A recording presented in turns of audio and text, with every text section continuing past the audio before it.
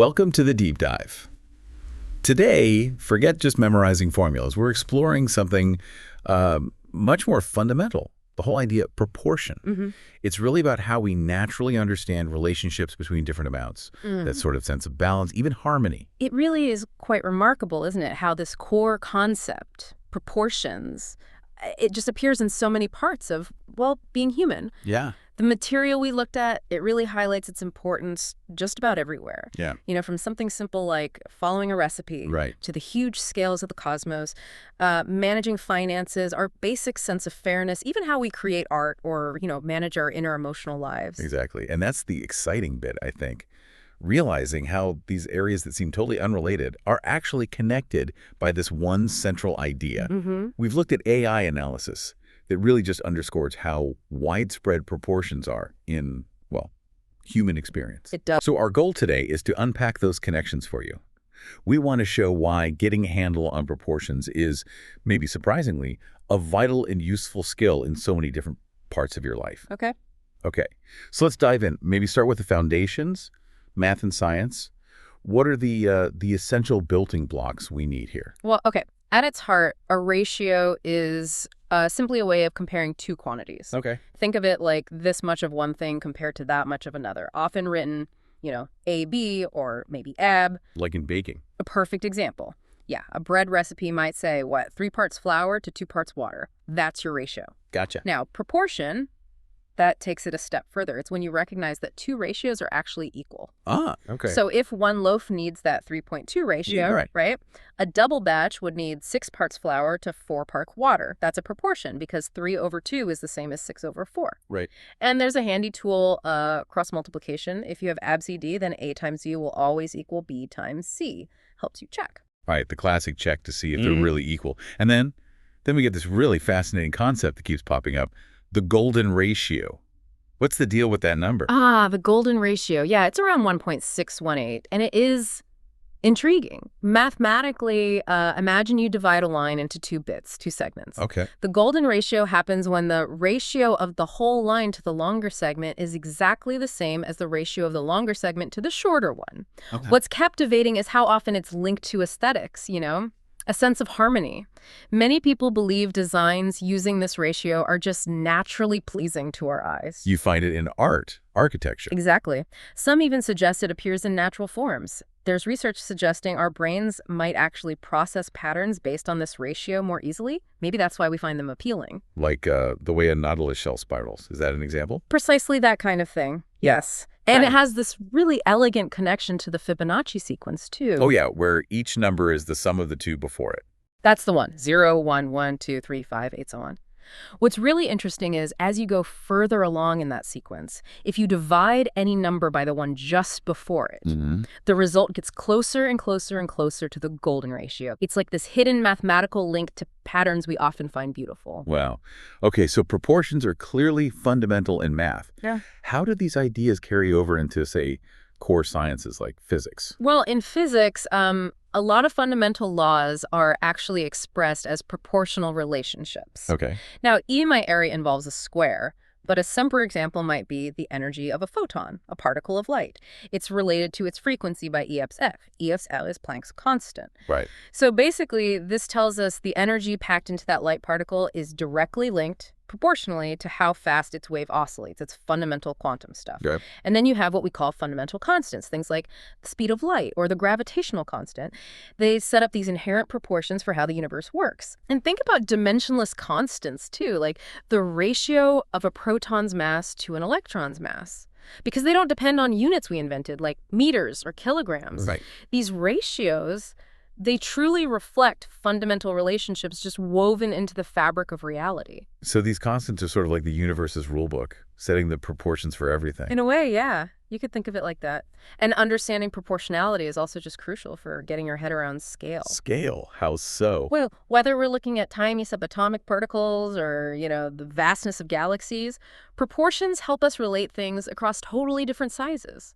Concepts like density, that's just mass to volume, a ratio, or speed distance over time, all based on these proportional ideas. That makes sense, yeah. From the incredibly small to the unimaginably big, proportions are key.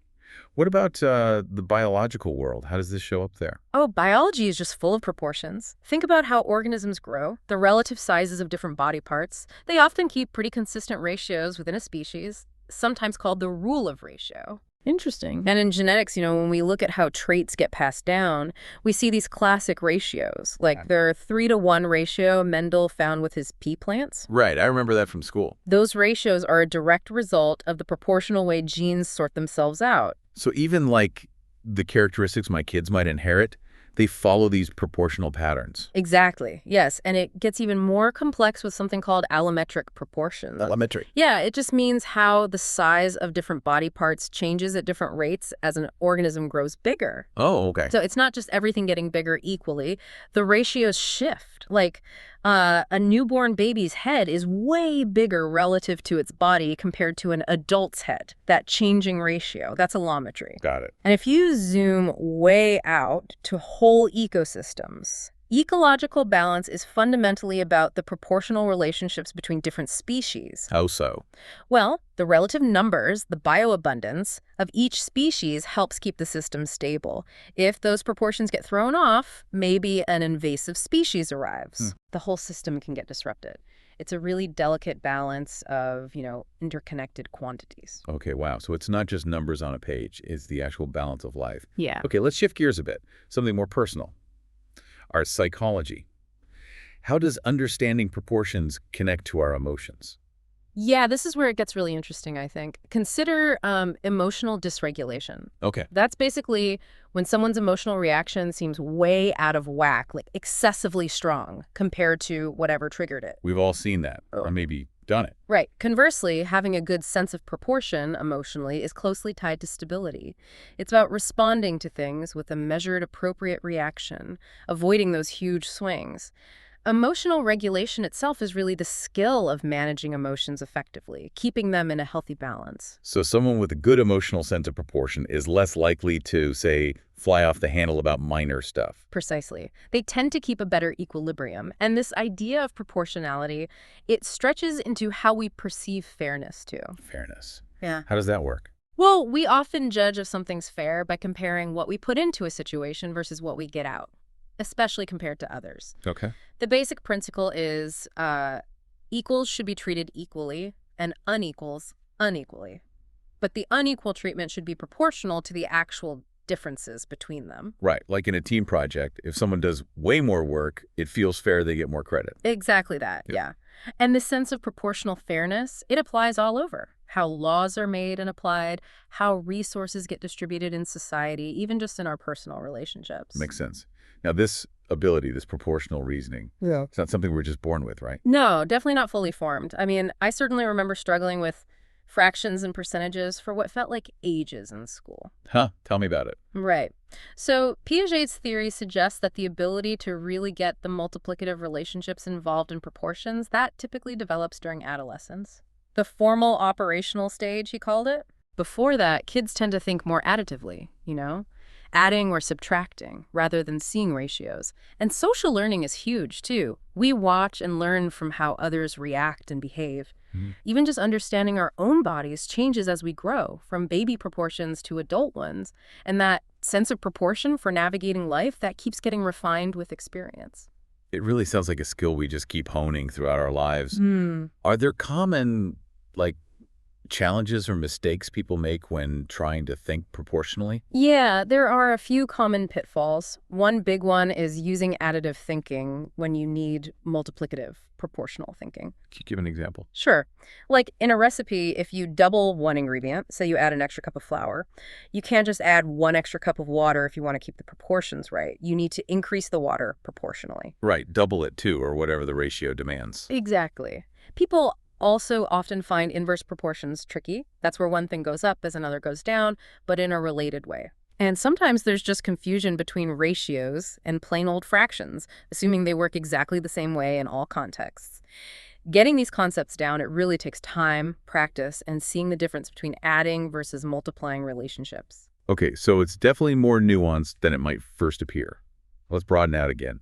How do proportions show up in, our wider culture and society? art and design immediately come to mind. Oh, absolutely. Proportions are just fundamental to aesthetics, both in art and architecture. You look through Calgary, different cultures had their own canons of proportion. Like the Egyptians versus the Greeks. Exactly. Think of those elongated figures in ancient Egyptian art compared to the Greek focus on symmetry and balance. Artists, architects, they consciously play with proportions to get specific visual effects, to make you feel certain things. And we can't really talk about proportions in art without bringing up the golden ratio again, can we? It seems almost mythical in that world. It does have that reputation. And yeah, its use in art and architecture goes back centuries. You see claims about it in Egyptian pyramids, Greek temples, right through to Renaissance masters like Da Vinci. Many believe compositions using it are just inherently more visually pleasing. Even today, while modern artists might deliberately break from traditional proportions for effect, understanding those relationships is still crucial. And it's fascinating how the human body itself, its proportions, has so often been the benchmark for measurement and ideals of beauty across different times. It's almost like we have this built-in sense of what proportions just feel right visually. Yeah. What about in our social lives, how we relate to each other? Well, social norms often work on a kind of unspoken understanding of proportion and how we behave. Think about reciprocity. Give and take. Yeah. The idea that we should give back roughly what we receive in interactions, that sense of proportional exchange is really vital for building trust, for keeping relationships healthy. Yeah. When someone's reaction or maybe their contribution feels wildly out of proportion to the situation, that can really strain things, strain those social bonds. A sense of proportionality in how we act and react usually fosters harmony. Misunderstandings often crop up from different ideas about what's an appropriate proportion in some social setting. So that colleague who grabs all the credit for a team effort is like violating the proportional balance of input and reward. That's a really good way to put it, yeah.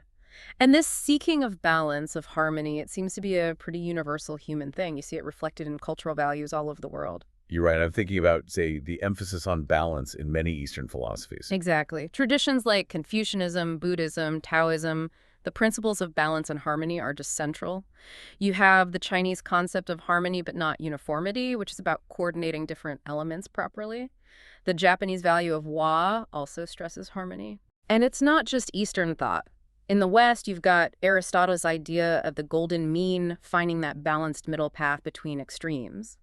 Many religions also emphasize moderation, avoiding excess.